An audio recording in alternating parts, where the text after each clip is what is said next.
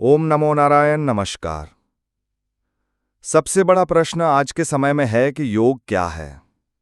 योग का जो वास्तविक अर्थ है वो क्या है। तो इसके लिए सबसे पहला जो प्रमाणिक ग्रंथ जो है, योग का जो ग्रंथ है, वो है महर्षि पतंजलि का योग सूत्र। इसे 4 भागों में बांटा गया है।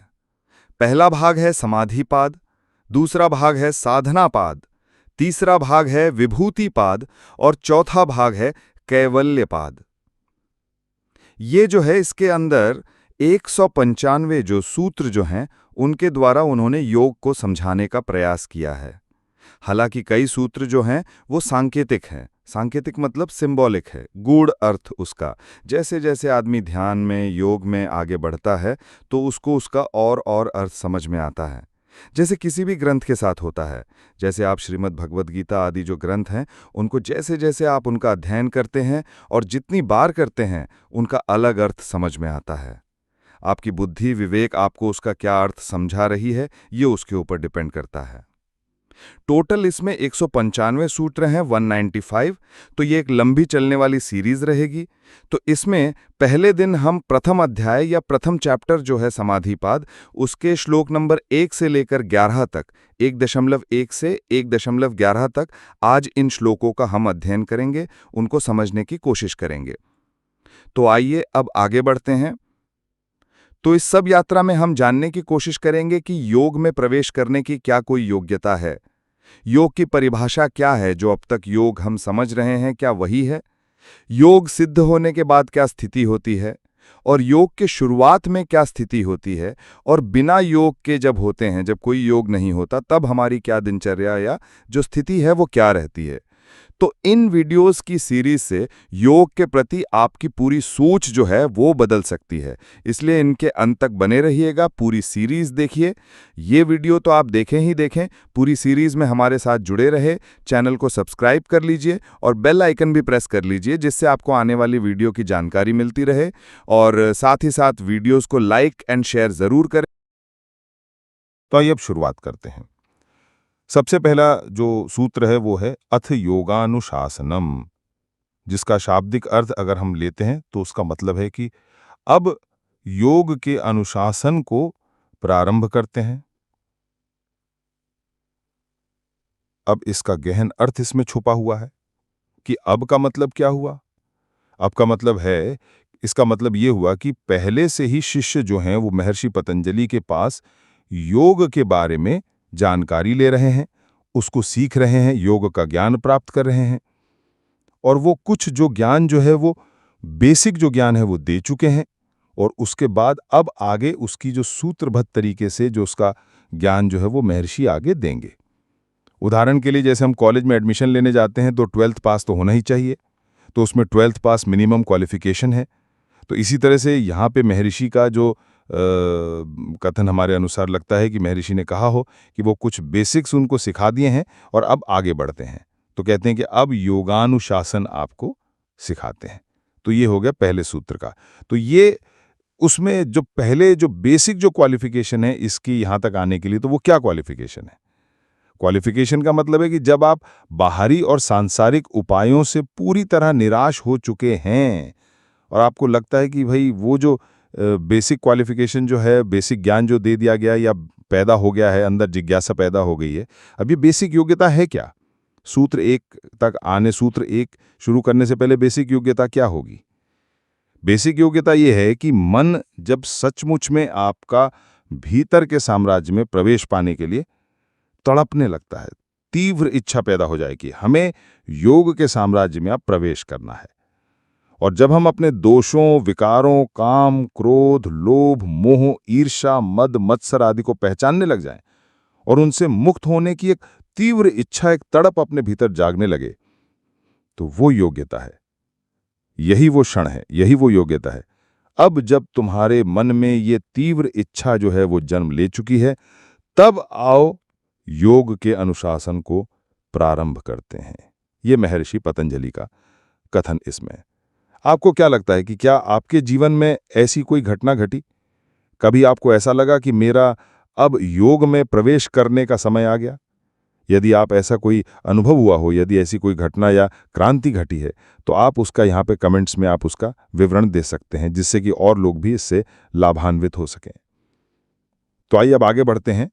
अथ योगानुशासनम के बाद आता है योगाश्चित वृत्ति निरोधा या योगश्चित वृत्ति निरोधा। सूत्र 2। योग क्या है?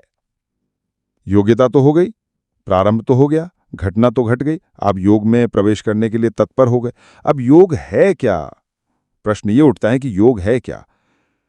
शाब्दिक अर्थ तो योग का है कि जुड़ना, एक और एक दो, एक में एक जुड़ा दो हो गए।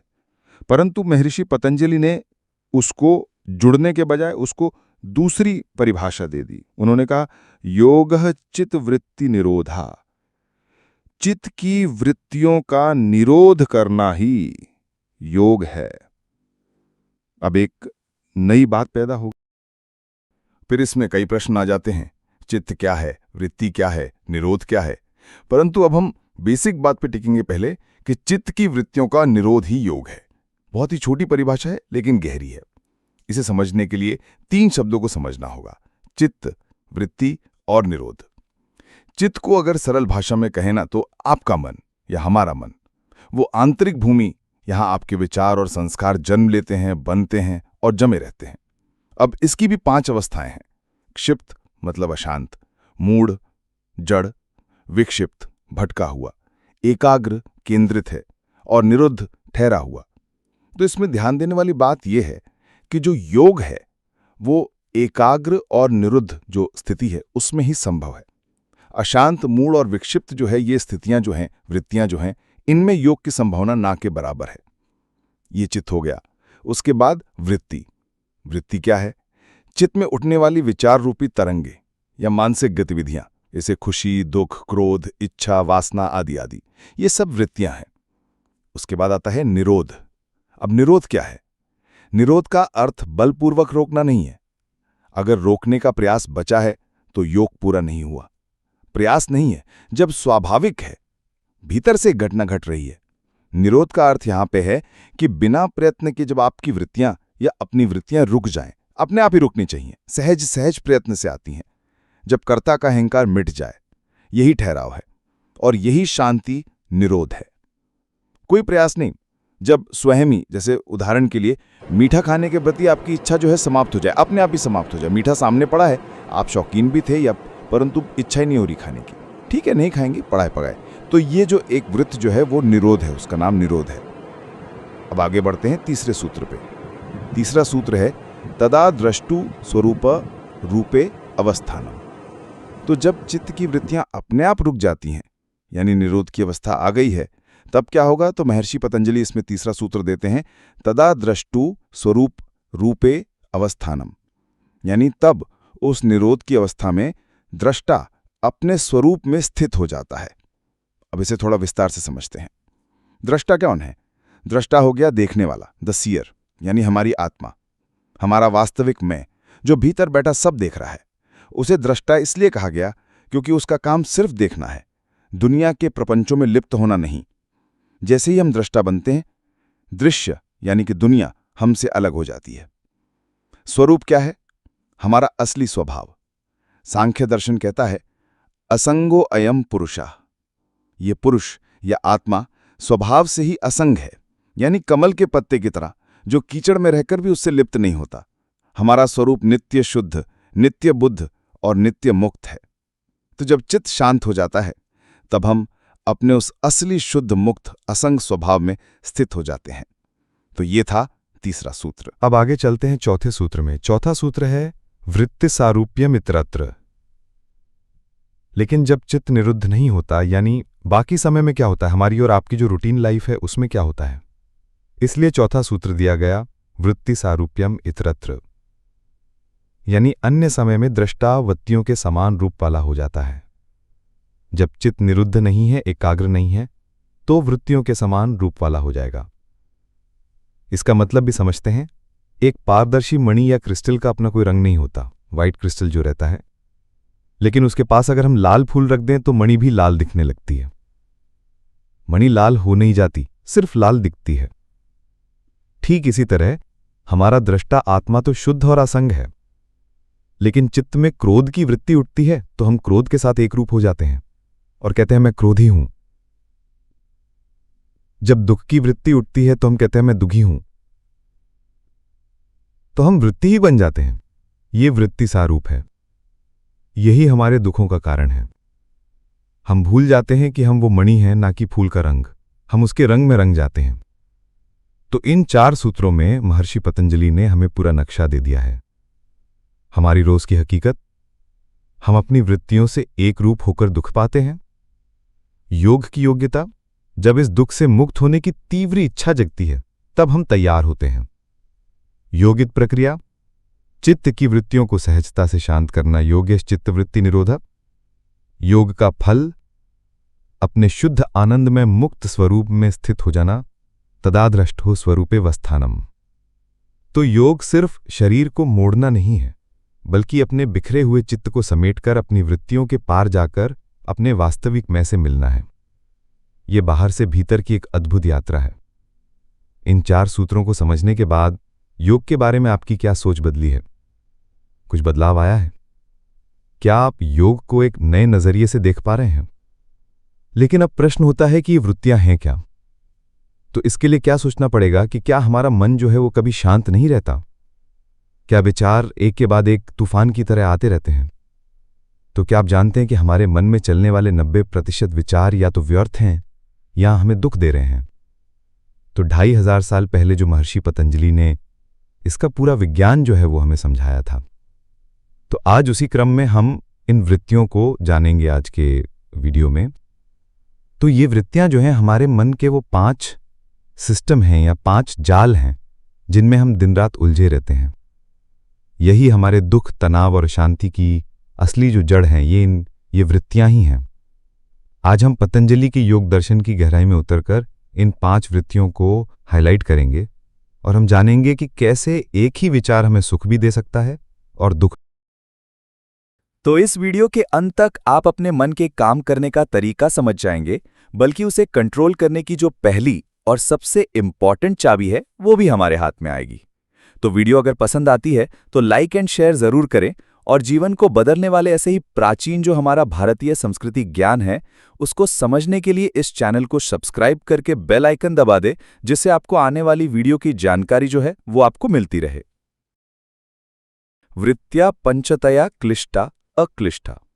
इसका अर्थ है कि वृत्तियां जो है वो 5 प्रकार की है। क्लिष्ट यानी क्लेश युक्त और अक्लिष्ट यानी क्लेश शून्य, जिसमें कोई क्लेश ना हो। इन 5 वृत्तियों को जानने से पहले हमें पतंजलि का दिया हुआ एक मास्टर रूल है उसको समझना होगा। उनका कहना है कि हर वृत्ति, हर विचार 2 प्रकार का है, क्लिष्ट और अक्लिष्ट। क्लिष्ट यानी दुख देने वाली, क्लेश पैदा करने वाली, वो हर वृत्ति जो आपको अविद्या, अहंकार, राग, द्वेष, मृत्यु के भय की ओर ले जाए वो क्लिष्ट है। इसे हमें रोकना है, नष्ट करना है। दूसरे प्रकार की वृत्ति जो है वो है अक्लिष्ट वृत्ति, यानी जो दुख न दे, जो सुख और विवेक की ओर ले जाए।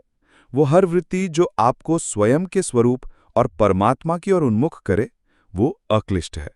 इसे हमें रोकना नहीं है बल्कि प्रयत्नपूर्वक बढ़ाना है। क्लिष्ट को हमें रोकना है, दबाना है, और अक्लिष्ट को हमें आगे बढ़ाना है, योग मार्ग में आगे बढ़ने के लिए। यही योग का सार है। अपने विचारों को खत्म नहीं करना, बल्कि दुख देने वाले विचारों को छांट कर सुख और शांति देने वाले विचारों को चुनना है। तो चलिए अब देखते हैं कि ये 5 जाल, वृत्तियों के 5 जाल जो हैं वो कौन से हैं। इसके बाद आता है अगला सूत्र, प्रमाण विपर्य विकल्प निद्रा स्मृतियः। पिछले सूत्र में यह था कि किस प्रकार 2 प्रकार की वृत्तियां हैं।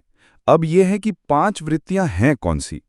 तो ये 5 वृत्तियां हैं प्रमाण, विपर्य, विकल्प, निद्रा और स्मृति।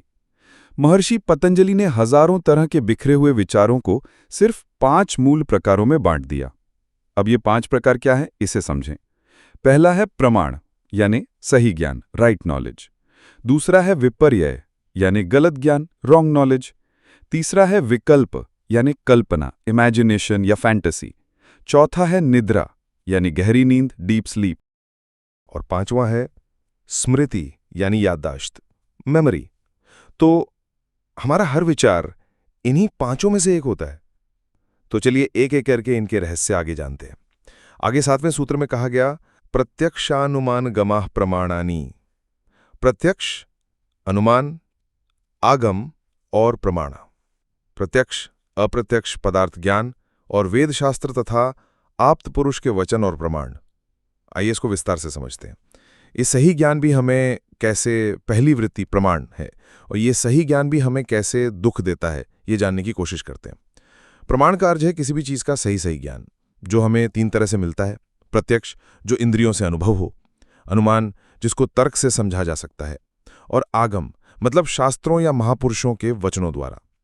अब आप सोचेंगे कि सही ज्ञान भला दुख क्यों देगा? यहीं पर क्लिष्ट और अक्लिष्ट का भेद जो है वो काम आता है। अक्लिष्ट प्रमाण क्या है? जो सुख देने वाला है। जब आप किसी को निस्वार्थ सेवा करते हुए देखते हैं, किसी मंदिर में मधुर कीर्तन सुनते हैं या सत्संग में अच्छी बातें सीखते हैं, यह सही ज्ञान हमारे मन को शांत और आनंदित करता है और हमें योग की ओर ले जाता है। दूसरा है क्लिष्ट, यानी दुख देने वाला। जब हम टीवी पर हिंसा की कोई घटना देखते हैं, कोई न्यूज़ देखते हैं, ऐसी किसी के लड़ाई झगड़े की बातें सुनते हैं या कोई गलत दृश्य देखते हैं, तो है तो ज्ञान सही है, जानकारी तो सही है क्योंकि ये सच में हो रहा है, लेकिन यह हमारे मन में अशांति, क्रोध, शोभ, दुख आदि पैदा करता है और यह हमें योग से दूर ले जाता है। योग के लिए क्योंकि शांत वृत्ति, शांत चित्त चाहिए, तो यहां अशांति होगी तो योग से दूर अपने आप ही हो जाएंगे। इसीलिए साधक को विवेकपूर्वक चुनना होता है कि वे किस सही ज्ञान को ग्रहण करें। अगला सूत्र है विपर्लेयो मिथ्या ज्ञानम अतद्रूप प्रतिष्ठितम। विपर्य का अर्थ है मिथ्या ज्ञान, जो उस वस्तु के स्वरूप में प्रतिष्ठित नहीं है। आइए इसको लिए विस्तार से समझते हैं। तो विपर्य में आते हैं कि रस्सी और सांप का धोखा जैसे होता है ना, उस तरह से विपर्य है, उसका उदाहरण है। तो विपर्य का मतलब है कि मिथ्या ज्ञान, उल्टा ज्ञान। जैसे अंधेरे में पड़ी रस्सी को सांप समझ लेना। जब तक आप उसके पास जाकर, उसे छूकर या टॉर्च की रोशनी में देखकर प्रमाण से यह सिद्ध नहीं कर लेते कि वो रस्सी है, तब तक आपके लिए वो सांप ही है और आपको डर लगता रहेगा उससे। हमारा सबसे बड़ा विपर्य है इस नाशवान शरीर को मैं समझ लेना। ये एक ऐसा मिथ्या ज्ञान है जो सारे दुखों की जड़ है। अविद्या, अहंकार, राग, द्वेष, ये सब विपर्य के ही उप हैं। योग का मार्ग प्रमाण के प्रकाश से विपर्य के इस अंधेरे को मिटाने का ही मार्ग है। इसके बाद अगला सूत्र आता है शब्द ज्ञानोपाति वस्तु शून्य विकल्पः। जो ज्ञान शब्द जनित ज्ञान के साथ साथ होने वाला है और वस्तु की सत्ता से शून्य हो, वह विकल्प अर्थात कल्पना है। इसको एक बार विस्तार से समझते हैं। तीसरा आता है विकल्प यानी कल्पना का जाल। विकल्प एक बहुत ही रोचक वृत्ति है। ये वो ज्ञान है जो सिर्फ शब्दों में होता है, असल में उसका कोई अस्तित्व ही नहीं होता। ये कोरी कल्पना है, जैसे आकाश का फूल या बांझ का बेटा। ये शब्द है पर वस्तु है ही नहीं। तो क्लिष्ट वृत्ति या क्लिष्ट विकल्प, इसमें क्या होगा?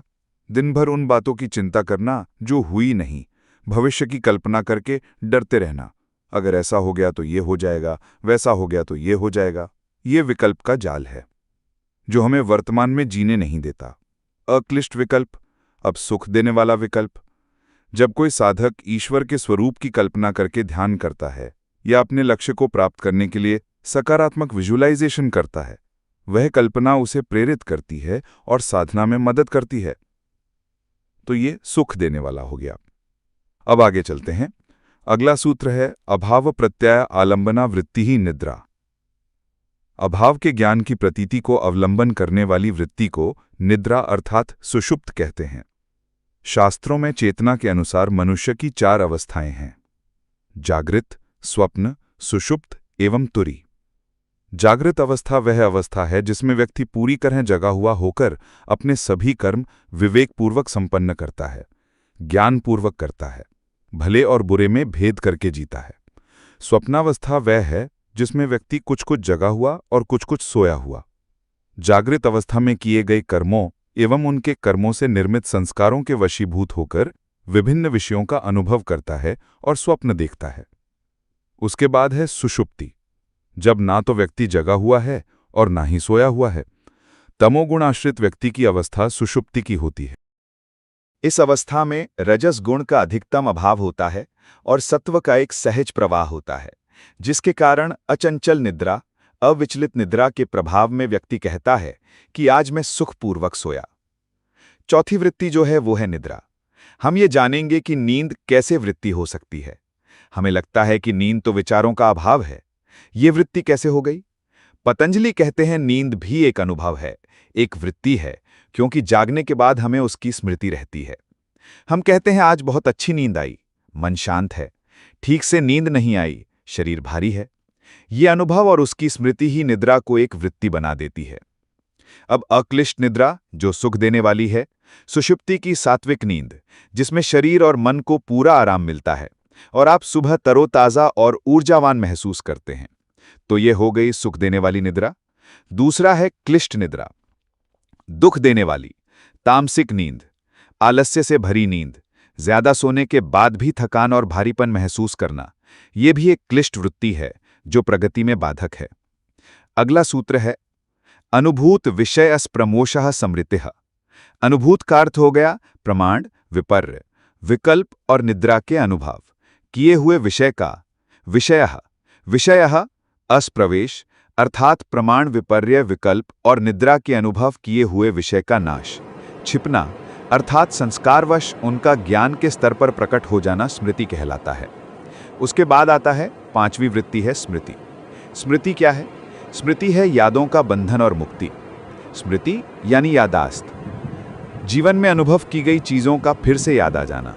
ये शायद सबसे शक्तिशाली वृत्ति है जो हमें सबसे ज्यादा प्रभावित करती है। अब इसमें सुख और दुख देने वाली कैसे होगी?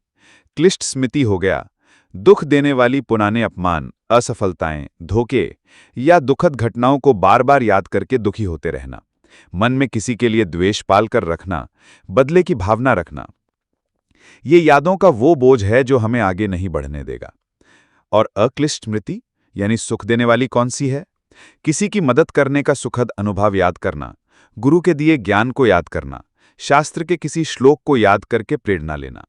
तो इस तरह से ये यादें जो हैं साधना में सहायक होती हैं और मन को शक्ति देती हैं। तो ये हैं वो 5 वृत्तियां, प्रमाण, विपर्य, विकल्प, निद्रा और स्मृति, जो हमारे मन का संसार बनाती हैं। योग का मार्ग इन 5 वृत्तियों को खत्म करने का नहीं, बल्कि इन्हें साधने का है। ये एक सतत अभ्यास है जिसमें हम होशपूर्वक विवेक से दुख देने वाली क्लिष्ट वृत्तियों को पहचानकर उन्हें छोड़ते हैं और सुख, शांति और परमात्मा की ओर ले जाने वाली अक्लिष्ट वृत्तियों को अपने जीवन में बढ़ाते हैं। जब हम किसी पुरानी बुरी याद को सोचकर दुखी हो रहे हों, तो पहचानें कि ये क्लिष्ट स्मृति है और इससे रोकें। जब आप भविष्य की चिंता में डूबे हों, तो पहचानें कि ये क्लिष्ट विकल्प है और वर्तमान में लौटें। यही है आत्मनिरीक्षण, यही है साक्षी भाव, दृष्टा भाव जिसको कहते हैं, और यही है अपने मन को मालिक बनाने की दिशा में पहला कदम। आज खुद से एक प्रश्न पूछें, क्या हम अपने मन के मालिक हैं या हमारा मन आपका मालिक है? इसका उत्तर जो है, यही योग की सच्ची शुरुआत है। तो इस गहरे ज्ञान पर आपके क्या विचार हैं? किस वृत्ति में आप खुद को सबसे ज्यादा उलझा हुआ पाते हैं? नीचे कमेंट्स में जरूर बताएं। इस वीडियो को अपने मित्रों तथा परिवार के साथ शेयर करें और ऐसे ही ज्ञान के लिए हमारे चैनल को सब्सक्राइब करें और बेल आइकन भी प्रेस कर दें। तो आज की वीडियो यहीं तक रखते हैं। धन्यवाद। नारायण नारायण नारायण।